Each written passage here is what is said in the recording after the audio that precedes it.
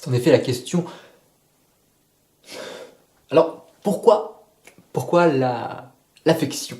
C'est vrai que cela pose la question du masque, la question du jeu, la question du jeu comme quelque chose qui serait un masque comme un rôle social, un rôle qui se tiendrait dans une forme de spectacularisation du modèle du visage, disons dans une logique à la fois classique, telle que pourrait le penser la commedia dell'arte par exemple, mais aussi dans une conception plus postmoderne, simplement puisque on pourrait penser tout de suite à la question donc, des visages comme signifiants, et comme ce qui permet de concevoir un rapport à l'autre, d'abord en premier lieu, et un rapport qui n'est pas simplement une question de langage, mais qui est aussi une question du cadre du langage, de la capacité à maintenir le langage au sein d'un système plus large, ce système plus large qui serait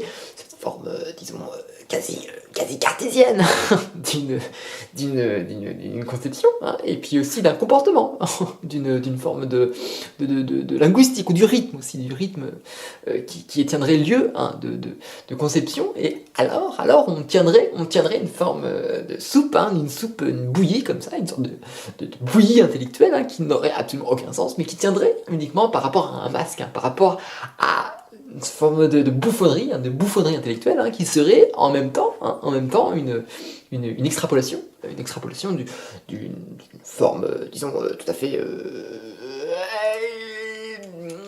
conscientisée du rôle de la métaphore. Alors, métaphore ou métonymie, puisque c'est ici une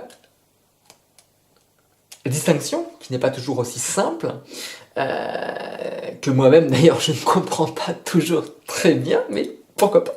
Pourquoi pas la poser surtout? Pourquoi pas ne pas comprendre cette forme? Pourquoi ne pas l'envisager sous un autre angle? Pourquoi ne pas faire des gros yeux lorsqu'on le propose?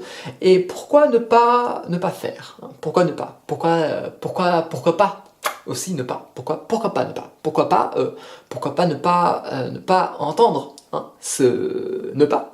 C'est-à-dire cette conception, et pourquoi ne pas attendre la fin des phrases pour faire des points et pour peut-être attendre ce moment du tact, d'une forme de fin, comme une fin du monde, comme si d'un seul coup on s'arrêtait et puis qu'il n'y avait plus rien à dire.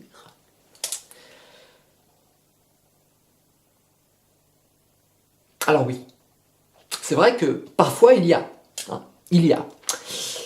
cet état des choses où d'un seul coup il n'y a plus. Il n'y a plus que ce qu'il n'y a.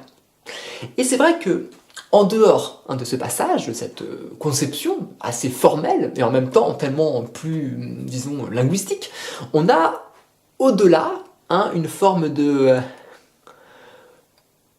disons, d'une forme de communalisme, un communalisme qui serait, disons, antinomique. Voilà. Et on aurait donc dans cette pulsation, dans cette oscillation entre ces deux extrêmes, ces deux polarités, si le terme s'y prête, mais bon, peut-être qu'il ne s'y prête pas, auquel cas j'espère qu'il nous donnera ce terme, peut-être qu'on pourrait avoir une forme de, simplement, de jeu, voilà, encore une fois, on arrive à cette idée d'un masque, puisqu'il n'y a qu'un masque, il n'y a donc plus qu'un masque. Et s'il n'y a plus qu'un masque, qu'est-ce qu'il reste au-delà du masque? Qu'est-ce qu'il reste derrière le masque? Eh bien, un autre masque, peut-être, si ce n'est le masque lui-même, qui se reflèterait dans un miroir. C'est vrai, il y aurait donc un jeu de dupes, voire sous les jupes des filles, mais encore faut-il être hétérosexuel, bien sûr. La question ici d'être situé, bien sûr, parce que si on chante ce genre de chanson, c'est qu'il y a bien quelque chose derrière, ou sous la jupe des filles. Et comment le savoir? Peut-être qu'il y a un masque, peut-être qu'il n'y a plus rien, et pourquoi pas plus rien? Après tout, c'est vrai que depuis longtemps, sous les jupes des filles, était pensée la question du vide. Or, jusqu'à maintenant, on peut, avec les analyses postmodernes, reconsidérer sous l'angle queer hein, ces questions binaires du il y a, il n'y a plus, hein, cette question vaguement freudienne, du jeu, pas simplement du jeu du masque, mais aussi du jeu du sujet, hein, puisque qu'est-ce qui fait sujet dans un monde sans sens? Qu'est-ce qui fait sujet lorsqu'il n'y a plus, hein, lorsqu'il n'y a plus que cette chose qui serait donc ce qu'il y a, hein, donc pourquoi pas une chose? Pourquoi pas une chose plutôt que rien, plutôt que du rien, plutôt que du vide derrière un masque qui finalement s'échappe à travers les jupes des filles. Enfin ça c'est pour l'hypothèse de la métaphore, évidemment.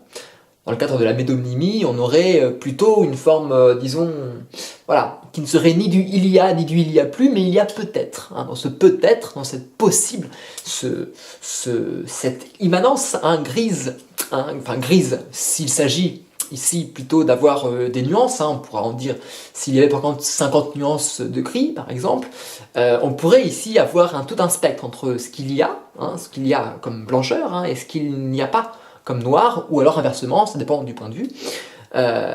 Alors dans ce cas-là, oui, là on aurait une métonymie qui serait dans un modèle où il n'y a plus simplement un masque, mais il y a un miroir. Et ce masque renvoie quelque chose, hein, il est donc dans un système de dialogue, hein, un dialogos, hein, qui sépare la parole. Donc la parole n'est plus dépassée, elle est simplement séparée et elle se regarde elle-même comme dans un miroir. Comme si elle était son propre masque en fait. C'est le masque qui se retourne et qui regarde lui-même en fait, qui regarde ce qu'il avait derrière lui.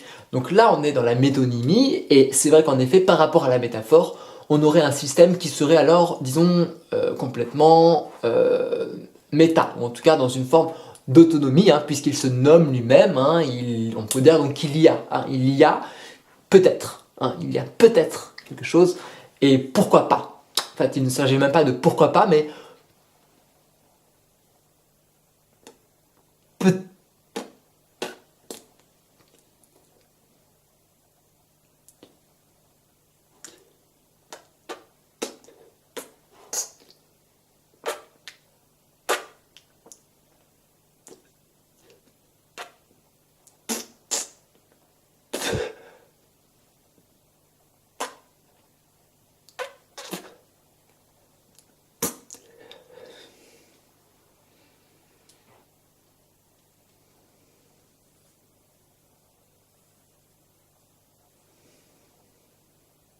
Merci.